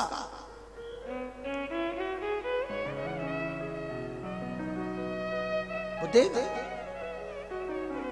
और अगर विश्वास नहीं है, भरोसा नहीं है, होता है। पंडित जी हमारे यहाँ पर, यहीं के पंडित जी से मतलब नहीं है, हमारे पंडितों से भी मतलब, और सारी दुनिया के जितने पंडित जी हैं, जब भी पूजन कराने बिठाते हैं, हाथ में चावल, जल, खुला पैसा, बोलो बोलो सही है कि गलत है, सुपारी दे के क्या बोलते हैं, भगवान का ध्यान करो। बोलो, बोलते कि नहीं बोलते? अरे बोलो तो रे सुखनगर वालों, जी जी हाँ, सही है कि गलत है? भगवान का ध्यान करो। अच्छा, केवल भगवान के लिए क्यों बोला जाता है कि भगवान का ध्यान करो? कभी नहीं बोलते कि अपनी लुगाई का ध्यान करो।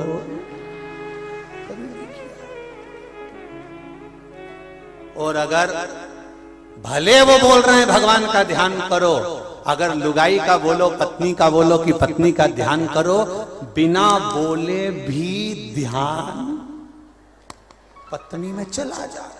बिना हाथ में चावल और जल लिए ध्यान पत्नी में जा रहा है, बिना चावल और जल लिए ध्यान बच्चों में जा रहा है, बिना चावल और जल के ध्यान घर में जा रहा है, बिना चावल और जल के ध्यान सब दूर जा रहा है। पर भगवान के टाइम पर ही बोला जाता है कि भगवान का ध्यान करो, क्योंकि पंडित जी को भी मालूम है इसका ध्यान सब दूर जाएगा पर भगवान पर नहीं जाएगा, इसलिए कहा कि भगवान का ध्यान लगाओ। परिवार के लिए कभी नहीं कहना पड़ता कि परिवार में, कई माताएं कहती हमारा मन कथा में नहीं लगता, तो हमारा मन कहीं नहीं लगता, हमारा मन तो कथा में बिल्कुल नहीं लगता। तो हमने कहा बच्चों में लगता, बिल्कुल, और हमने कहा हस्बैंड में, तो कहा उसमें हमारा मन घर में। अरे गुरुजी, घर तो मेरे में कहीं पे भी चली जाऊं ना, तो होटल में भी मन नहीं लगे जितना घर में लगे। अच्छा, मायके जाए कि नहीं जाए? 4 साल हो गए, मैं तो नहीं गई। मोहल्ले में कहीं शादी ब्याह हुए तो मैं तो नहीं जाऊं, कथा भागवत होए तो मैं तो नहीं जाऊं। तो हमने भी सोच लिया अगली बार जो घरों में बाथरूम में काली वाली छुपकली होती है ना, ब्लैक कलर की छुपकली होती है मोटी वाली, हमने भी सोच लिया अगली बार घर में बाथरूम में चिपकी मिलेगी, निश्चित। अरे ना राम नाम लीनो, अरे तूने भरी जवानी में, तो डूब के मर जा रे चुल्लू भर पानी में, तो डूब के मर जा रे चुल्लू भर पानी में। जब भगवान का नाम ही नहीं लिया, संसार में आए, मनुष्य की देह मिली, 83,99,999 योनियां निकालने के बाद पशुओं की, ना जाने कीट की, पतंगे की, झुंगूर की, जुआ की, कितनी योनियां निकली। उस योनियों से निकलने के बाद मनुष्य की योनि 84,00,000वें नंबर की योनि मिली, और उसको भी तुम उपयोग नहीं कर सके। उसमें भी दिन भर चुपचाप से खाने में लगे रहे। अगर ऐसा कोई व्यक्ति मिले जो चुपचाप से रसोई घर में जाके चाय माय बना के अकेली खा पी के निकल के आ जाए, समझ लेना हींग की डब्बी में खुशबू रह गई है, अगला जन्म इसका जुआ का था। इसलिए ये चुपचाप घुस के और निपटा के आ गया। पक्का हींग की डब्बी में खुशबू रह गई। जो जरा जरा सी बात में चिल्ला के दौड़े, समझ लेना जरा जरा सी बात में चिल्ला के दौड़े, समझ जा अपनी कॉलोनी का कुत्ता है, मर के अब आया है, धाड़ रहा, जरा सा कोई ने बोला चिल्लाना, भाग भाग चल। कोई जरा जरा सी बात में क्रोध करे, गुस्सा करे, समझ जा उसी समय में जरा सी बात में क्रोध आए, जरा सी बात में गुस्सा आए, समझ लेना अगले जन्म में सांप था, बस बीन बजी और तैयार हो गया। समझ जा, ये हींग की डब्बी की खुशबुएं सारी इस शरीर में रहती हैं, तो इनसे पहचान बनती है कि तुम अगले जन्म में कौन थे, अगले जन्म में थे कौन। और जो भगवान की भक्ति में लगा रहे, भगवान के भजन में डूबा रहे, समझ लेना अगला जन्म गौ माता का था, चुप रहता, भजन करता, कीर्तन करता, स्मरण करता, मन पर जाप करता। इसकी खुशबू अलग ही है, इसका आनंद अलग ही है, इसका सुख अलग है, इसका आनंद अलग, इसका आनंद अलग ही है, इसकी खुशबू अलग है। महाराज सुख अलग, शिव पुराण कह रही है, भगवान की कथा कर रही है, भगवान का भजन कर रही है। मैंने तेरे ही भरोसे हो बाबा, तेरे ही भरोसे हवा बिच उड़ती जावागे, बाबा डोर हटो छठी नाम कटी जावागी, भोले मैं तेरी पतंग, शंभो मैं तेरी पतंग। महाराज स्वधा के लिए विचार करा गया कि इसका विवाह किसके साथ करें। दक्ष प्रजापति ने प्रसूति से कहा कि बेटी इतनी विद्वान है तो उससे दुगना विद्वान उसका पति होना चाहिए।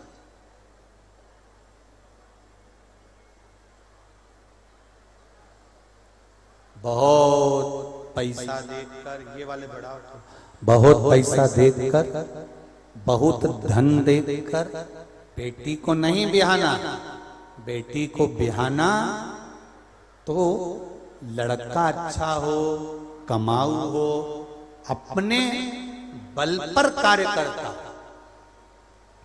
अपने बल पर करता, ऐसा वर तो श्रेष्ठ था। स्वधा किससे बिहाई जाए, तो कहा, तुरंत प्रसूति ने कहा एक काम करते हैं, पितृलोक में जो पितर निवास करते हैं उन पितृदेव के साथ आर्यमा स्वामी के जो पुत्र वर हैं पितर, उन पितरों के साथ में बेटी का विवाह कर देना चाहिए। और स्वधा का विवाह महाराज पितरों के साथ कर दिया गया। और स्वधा का विवाह जब पितरों के साथ हुआ, वहां निवास करती स्वधा पितरों के साथ में रहती है। स्वधा का एक काम था, मेरी माताओं जरा अच्छे से सुन लेना, स्वधा का एक काम था। क्या काम था उसका? कि जो नारी के गर्भ में जो बच्चे नारी के गर्भ में रहते हैं, कल नहीं 2 दिन पहले आपको कहा था कि पितरों का काम क्या है? जब भगवान शरीर देते हैं और शरीर का निर्माण जब गर्भ में होता है, उस समय पर पितृ उस शरीर को कैसा बनाना है ये निर्मित करता है। और स्वधा क्या करती है? तो कहा स्वधा गर्भ में जब बच्चा जन्म ले लेता है, जन्म लेने के बाद जो बच्चा दानी नारी की होती है, उस बच्चे दानी के अंतर्गत यदि स्वधा माता का स्मरण मात्र किया जाता है, तो नारी के गर्भ से जो गर्भ नारी का होता है, बच्चा दानी जो नारी की होती है, उसमें कभी गांठ नहीं आ सकती, कभी तकलीफ नहीं आ सकती, स्वधा का स्मरण मात्र कर लेने से। क्या नाम लेना है? जम के बोलिए जरा, स्वधा। एक पत्र आया है जिसमें इसी बच्चे दानी का स्मरण कराया है, इसको देखिए।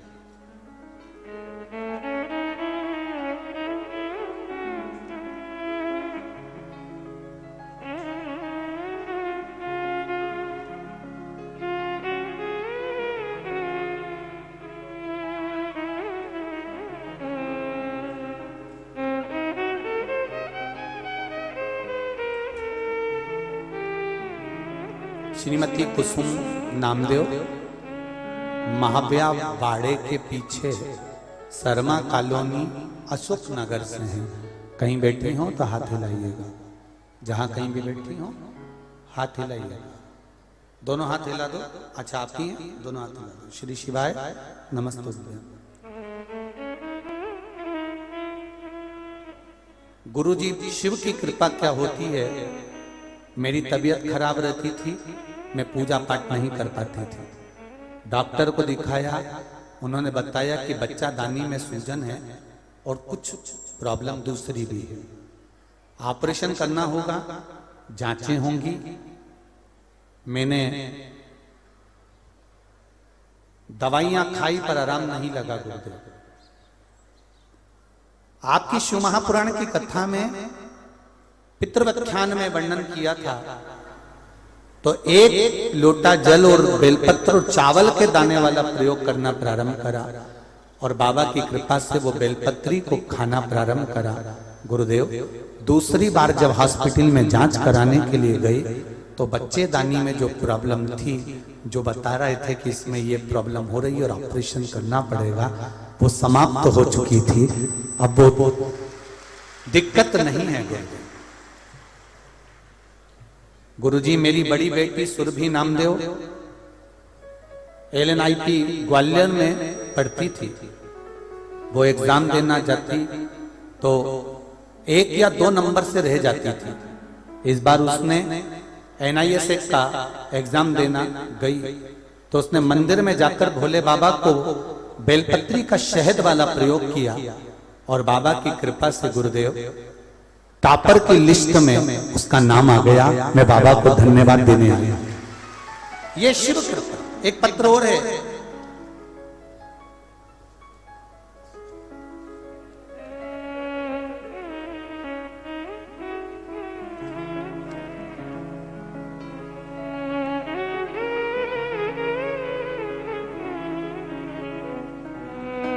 मैं बबली रघुवंशी अशोक नगर की रहने वाली हूँ। कहीं बैठी हो तो हाथ हिलाइएगा। बबली जी रघुवंशी, दोनों हाथ हिलाइएगा जहां कहीं भी बैठी हो।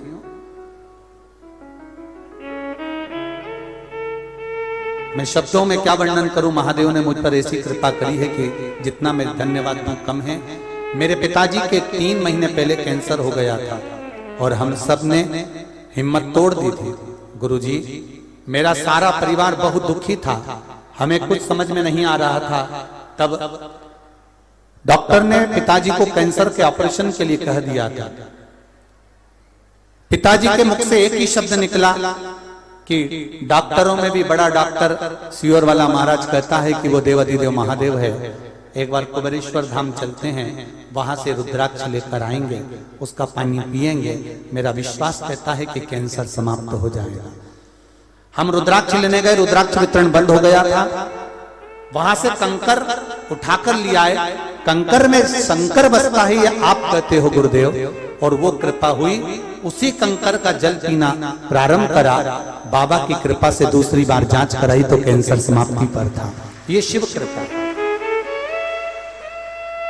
तेरी कृपा बिना न हिले एक भी अणु, लेते हैं श्वास तेरी कृपा से तनु तनु। एक पत्र और आया है, हेमंत जी चतुर्वेदी चौबे तुकवासा जिला शिवपुरी से हैं। कहीं बैठे हो तो हाथ हिलाइएगा। आप ही हैं, दोनों हाथ हिला दो। श्री शिवाय नमस्तुभ्यम। मेरे पापा के कुछ दिनों से दर्द था, डॉक्टर को दिखाया हमने तो डॉक्टर ने कहा कि हड्डी में गैप आ गया है और ऑपरेशन करना पड़ेगा। बहुत तकलीफ होने लगी, बेड पर रहने लगे। जब बहुत ज्यादा तकलीफ बढ़ गई तब बेलपत्र और रुद्राक्ष का पानी पिलाना चालू किया। 7 दिन बाद दिखाने के लिए डॉक्टर को फिर गए तो डॉक्टर ने हड्डियों में गैप बता दिया था।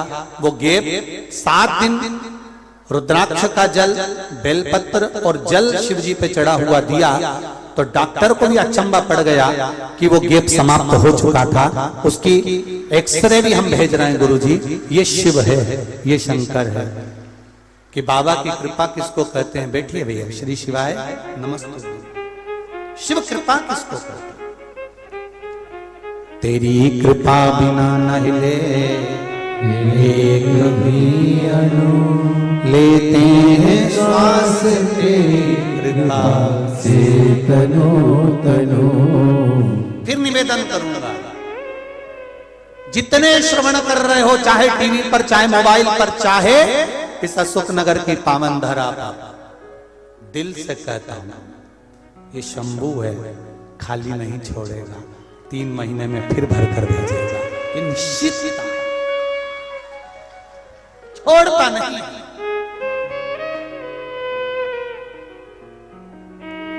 छोड़ता नहीं।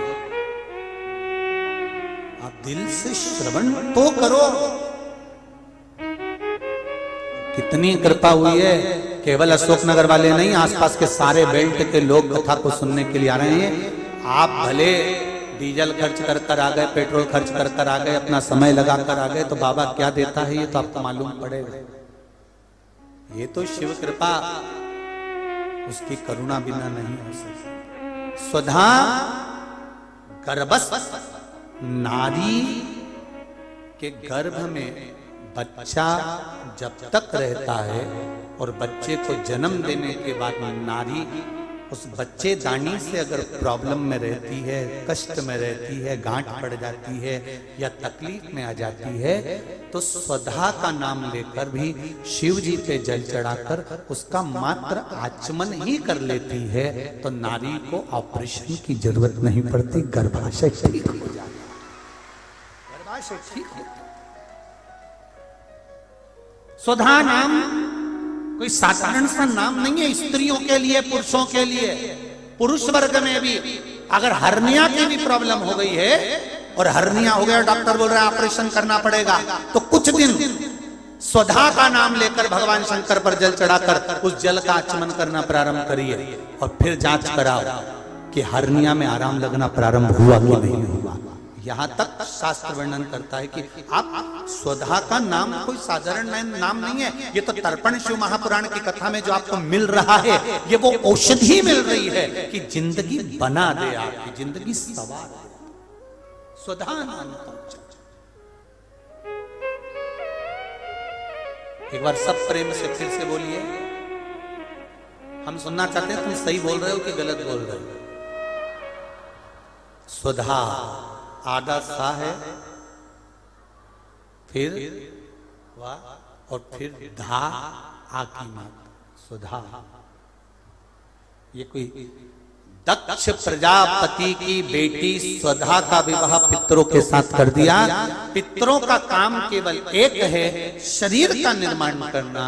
भगवान आत्मा देता है, शरीर का निर्माण पितृ करते हैं, स्वधा उसको संभालती है, संभालने। और एक बात और याद रखिए जरा, बहुत स्मरण रहे, जिस नारी का बच्चा जन्म लेता है 2-3 महीना रहता है और मर जाता है, चाहे गर्भ में धड़कन नहीं आती, श्वास नहीं आती, या उसका शरीर डॉक्टर कह देते हैं कि यह हो सकता है माइंड पर असर हो, विकलांग हो या ऐसा हो, उस समय पर भी स्वधा माता का स्मरण करना चाहिए। दक्ष प्रजापति की बेटी स्वधा, पितरों की धर्म पत्नी स्वधा का स्मरण कर कर अगर जल का आचमन किया जाए, शिवजी पे चढ़ा हुआ पानी आचमन किया जाए, तो गर्भ में जो बच्चा होगा उसकी धड़कन वापिस मेरी स्वधा माता लेकर आ सकती है। ये निश्चित है।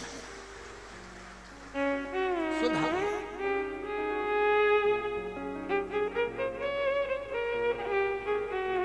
सुधा का विवाह कर दिया पितरों के साथ। सुधा ने तप कर बहुत तप किया, बहुत तप।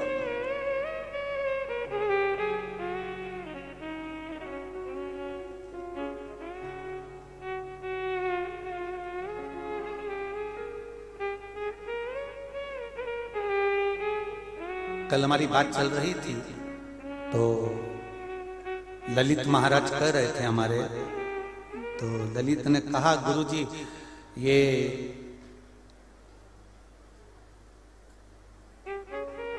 अगर मान लो कोई सांसारिक जीव है और उसकी गति नहीं हो रही, उसकी मुक्ति नहीं हो रही, तो उसकी मुक्ति का उपाय क्या हो सकता है? हमने कहा शिव महापुराण की कथा जो सुनते हैं वही एक उपाय है। और शिव महापुराण में जो जो नाम बीच में आते हैं, जैसे आपको वर्णन करा कई बार, कुंदकेश्वर महादेव, अवधूतेश्वर, बोलते जाओ जरा, अवधूतेश्वर महादेव, कुंदकेश्वर, अवधूतेश्वर, ऐसे महादेव के जो नाम आते हैं। अब जैसे आज कथा में स्वधा का नाम आया, तो स्वधा का नाम जो आया, ये हम अगर उच्चारण कर रहे हैं तो कहीं ना कहीं हमारे शरीर में कोई रोग है, बीमारी है, कष्ट है, तकलीफ है, तो कहीं अगर हमारी गति बिगड़ रही है तो संवारने का काम केवल मंत्र जाप नाम स्मरण कर देता है, केवल मंत्र जाप नाम स्मरण।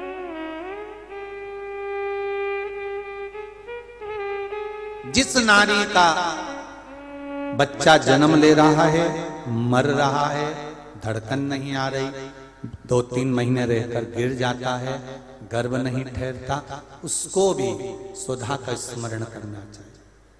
और 25 तारीख को अमावस्या है, शाम के समय घी का दिया नदी के घाट पर, तालाब पर, कुएं पर।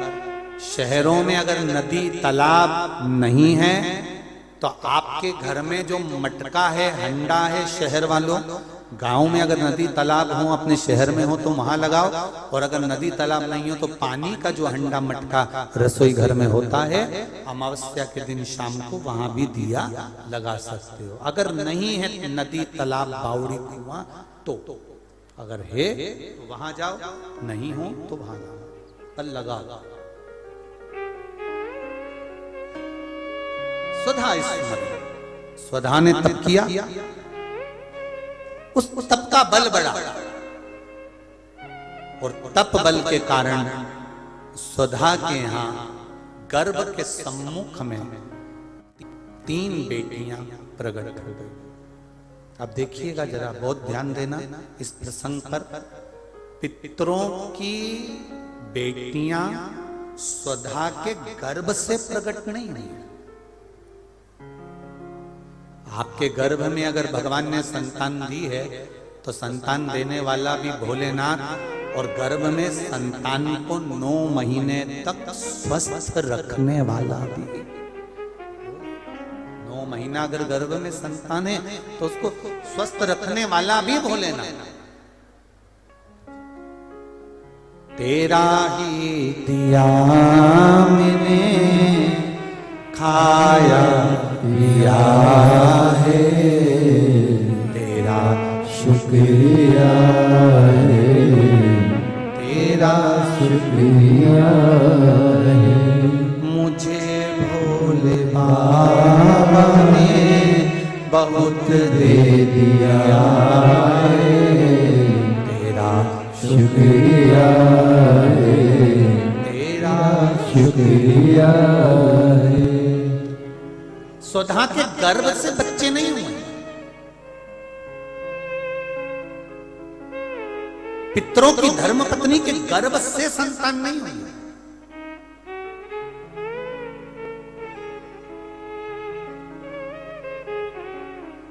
सुधा जो तप साधना करी है, उस तप साधना के सम्मुख में, तप साधना के सम्मुख में बच्चों का जन्म। अब देखिए, आस्था वालों जरा ध्यान रखना, और फेसबुक यूट्यूब वाले और यहां पर बैठे जितने भी, नारी के गर्भ में बच्चा है, नारी के गर्भ में संतान है, नारी के गर्भ में संतान। और एक बात और स्मरण रहे, नारी अगर गर्भस्थ बच्चा है और नारी को ऐसा लग रहा है कि ये जरूर कुछ परेशानी, कुछ कष्ट जीवन में आने वाला है, हो सकता है मेरे बच्चे को, शंका जो होती है उस समय पर भी सुधा का स्मरण मूल हो जाता है, सुधा का स्मरण मूल हो जाता है। हम तो कहेंगे, कई लोगों ने भ्रम पैदा कर रखा है, कई लोगों ने भ्रम पैदा कर रखा है। कई महाराज लोग कह देते हैं कि जब गर्भ से नारी रहे तब शंकर भगवान को ना छुए, शिवलिंग का स्पर्श ना करे, शंकर जी को छुए नहीं। ना जाने कौन से महाराज ने कह दिया, एक आध बार मिल जाए तो पकड़ के सी और लिया, जिसने कहा। जब शिव महापुराण की कथा कर रही है, अकाल मृत्यु वो मरे जो काम करे चंडाल का, और काल उसका क्या बिगाड़े जो भक्त हो महाकाल का। जो शंकर का उपासक होता है, शंकर का स्पर्श करता है, शिवलिंग का मात्र स्मरण, केवल स्मरण, केवल स्पर्श करता है, तो कहा उसके कौटि कौटि पाप छिन्न हो जाता है। तो गर्भस्थ नारी, अरे भाई, लिंगायत संप्रदाय का वर्णन हिंगोली से करा था, परली से करा था, कि लिंगायत संप्रदाय में शिवलिंग को मानते हैं। बच्चा गर्भ से जन्म लेता है, मां जब तक बच्चे को दूध नहीं पिलाती, जब तक उसका गुरु मंत्र नहीं हो जाता। उसको लिंगायत संप्रदाय के संत आकर जब तक गुरु मंत्र नहीं दे देते, तब तक नारी उसको दूध तक नहीं पिलाती। यहां तक वर्णन, विचार करिए जरा। तो फिर कौन ने कह दिया कि शंकर भगवान के शिवलिंग को छूना नहीं चाहिए, गर्भवती नारी को स्पर्श नहीं करना चाहिए? और कौन सी पुराण में लिखा है, कौन से शास्त्र में लिखा है? यहां शास्त्र कह रहा है, शिव महापुराण, स्कंद पुराण, लिंग पुराण, नर्मदा पुराण, पद्म पुराण वर्णन करती है। आप दिल से, हृदय से, चित्त से शंकर भगवान की आराधना कर सकते हो। हाँ, नारी अगर गर्भस्थ बालक है और उसको चिंता है, बहुत टेंशन है, और उसके साथ शिव की आराधना कर रही है, तो बाबा के ऊपर एक बेलपत्र भी अगर वो चढ़ा रही है चावल के दाने के साथ, तो ये निश्चित है कि स्वधा उसके गर्भ की रक्षा करती है और बच्चा समाप्त नहीं हो सकता, ये निश्चित है। स्वधा तप करी, साधना करी, और तप साधना कर कर स्वधा के सम्मुख में 3 बेटियां प्रकट हो गई हैं। वो 3 बेटी है महाराज, 3 बेटी प्रकट।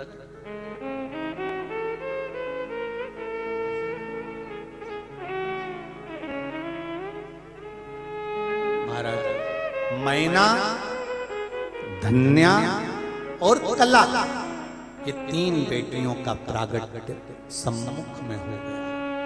अब देखेंगे कल की कथा में कि मैना, धन्या, कला, इन तीनों के नाम से जिसको स्वप्न में सांप दिखते हों, मरे हुए व्यक्ति नजर आते हों, या घर में बार बार घात आ रही होती है, तो पितरों की तीन लड़कियां मैना, धन्या और कला, इन तीनों के नाम से पीपल के पत्ते की बंदरवाल कैसे बांधी जाती है, जिससे घर में सांप भी नहीं निकलते, स्वप्न में सांप नहीं दिखते और घर में कोई गलत कार्य नहीं होता। जैसे बच्चे गलत संगत की ओर नहीं जाते, मदिरापान, जुआ, वेश्यावृत्ति, इसकी ओर ना जाएं, वो कथा कल की कथा में लेंगे और पितरों की बेटियों के चरित्र को आगे बढ़ाएंगे। तो आज यहाँ पर भगवान गणेश जी महाराज का प्रागट्य हो रहा है। भगवान देवाधिदेव महादेव पधार रहे हैं गणेश जी को लेकर माता पार्वती के साथ में, और बड़े आनंद के साथ गणेश जी को लेकर पधार रहे हैं।